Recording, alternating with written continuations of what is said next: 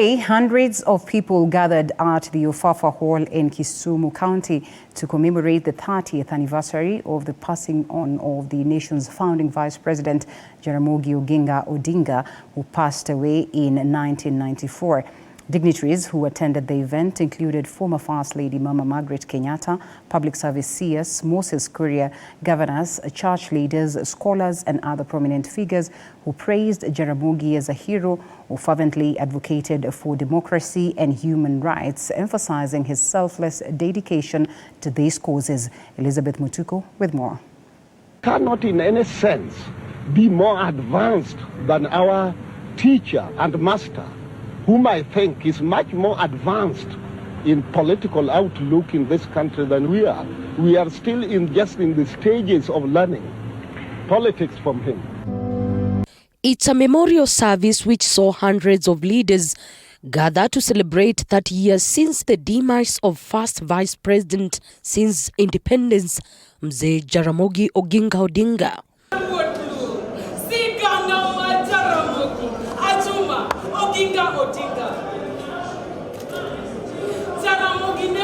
The commemoration of Jaramogi's anniversary, attended by various leaders, provided a unique insight into the family's naming tradition that had remained undisclosed to many.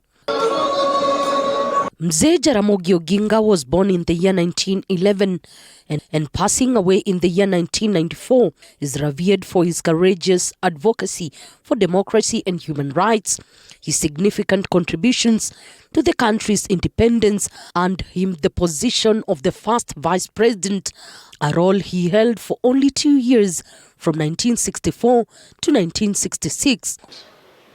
Jaramogi the teacher. Jaramogi really wanted people to get education. And he spent a lot of his time and a lot of his money trying to promote education among the Kenyans.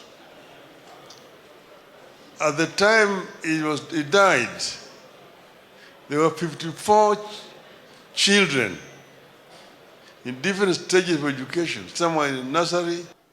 When I met Jaramogi and I became one of the daughters-in-law, he loved me dearly. And I used to say, so this is how those people with fathers feel.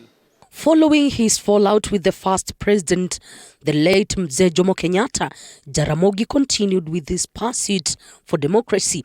He is remembered for his pivotal role in the multi-party democracy movement, famously known as the Second Liberation, executed through the Young Turks movement.